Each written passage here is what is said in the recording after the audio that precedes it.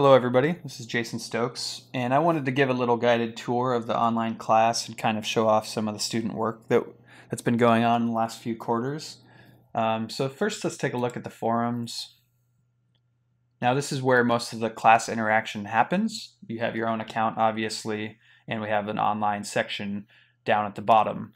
Now in this online area we have the weekly sessions and assignments. It's a 12-week course, and each week has the recorded videos. You can even watch videos from the previous weeks. They're all recorded here and posted.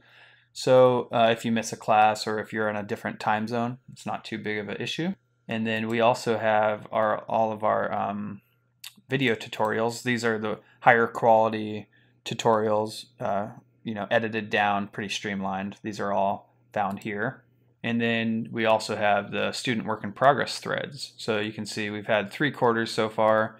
So we have 3 different work in progress threads, and each student makes their own thread, posts their work.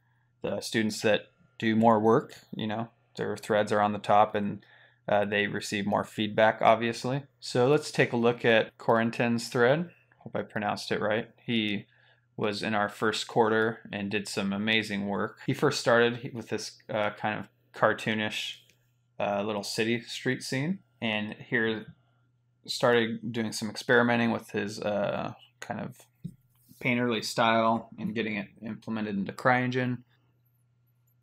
Some more progress with the colors. In the thread, I'll post any advice or paint overs that I have. This one I thought was already coming along really well, so I suggested just a few things, mostly focused on breaking up some of the silhouette edges and being a little looser with the brush strokes like effect, so you don't have the contrast of the really clean 3D edges with the loose paint strokes, trying to kind of break those edges. And also suggested adding some more ivy or foliage just to help break up the shapes as well. These are close to his finished shots, and ended up being a really striking piece. I thought he did an awesome job on this. And next thing he started was this scene. It's from Thief. Here's the concept and his reference board.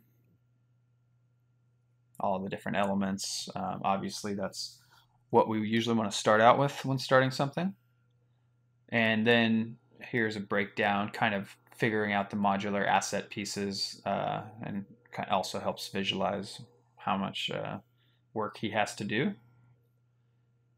And the initial block in, I really can't stress it enough how important it is for students to get it in the engine as quick as possible.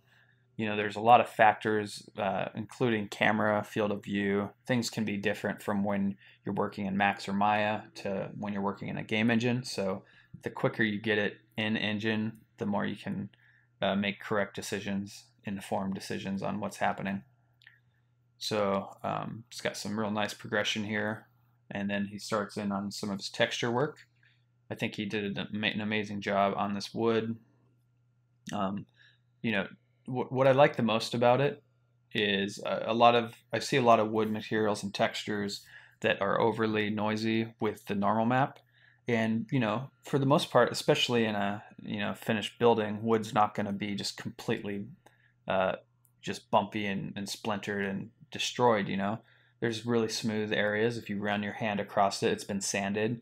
And then a few cracks, especially from the age or stress cracks, those help break up those smooth shapes. So rather than this just being complete noise bomb, lumpy, crazy bump mess, it's real focused, and there's a lot of variety even on a kind of monochromatic shot like this.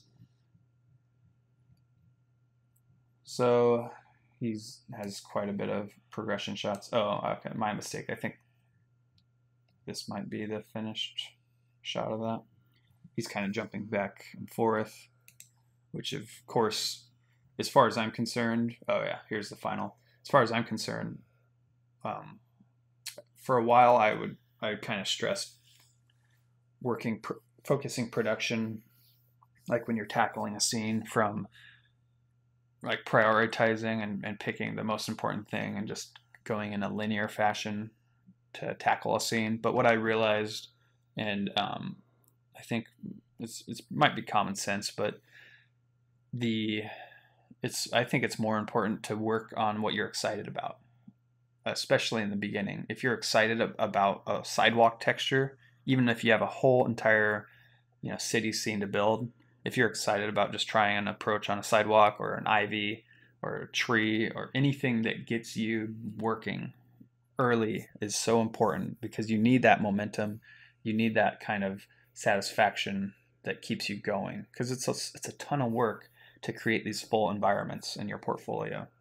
And if you lose steam, if you get on a hiccup, if you start working on something that you're not even excited about, then it's going to be really hard to finish these. So I bring that up because Quentin, he's kind of jumping around, and you can tell he's working on parts and might get kind of burnt out on one particular scene and moves on to his other project.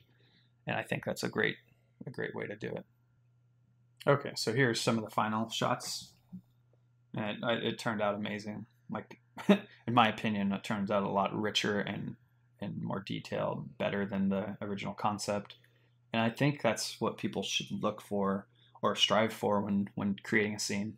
It's not just about translating a concept one-to-one. Remember, concept artists, they're under pretty strict deadlines, and they just need to get enough of an idea across to get the production rolling. It's up to the environment artists a lot of times to bring that level of realism and kind of immersion into the scene. So I think Quentin absolutely did that with this piece. All right, let's take a look at a few more students. This is from our summer quarter, and I really like the scene Chris Stone put together. Here's some initial concepts that he liked, and he ended up going with this first one, this kind of space station or space deck or whatever. Right away, he's establishing the basic scale of the player, kind of blocking in a few of the main elements. You can even see the chairs and the kind of hologram table. And getting it into engine. So here we see some of the early block in. It's got some mannequins in there for scale. Even when you're working from a concept, you want to get as much supplemental reference as possible, just like with Quentin's case. So now we're getting some really nice just polished lighting and refining the block in a little more. Starts actually tackling some of the individual assets that the scene is going to need. Now with this scene, the geometry is kind of simple. So what Chris did is he really focused on the materials and really meticulous about how all the materials read down to the scratches on the rubber. Here's some different hard plastics.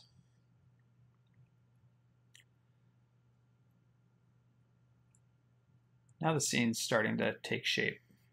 I had a quick, the chairs looked really flat, so I was just giving him quick advice on beefing up the pads.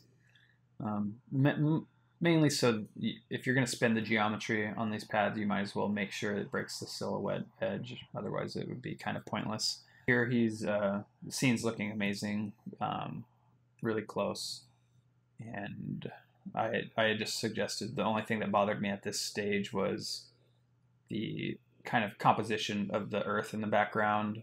It was a little too close in scale to the main hologram anyway, and the negative space that we get here isn't as striking as if you just have the earth or whatever planet it is kind of cutting in at just a small sliver. The scale changes everything, and just having this nice clean shape, I think, in the background was a little nicer focal point.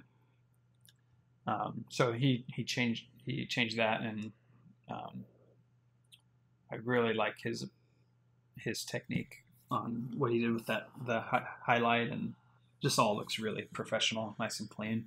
And on these last shots, he actually changed this to like a black rubber, and that's something that didn't occur to me, but I liked that a lot. And he added some nice touches of humanity, some magazines and coffee mug, which was pretty cool.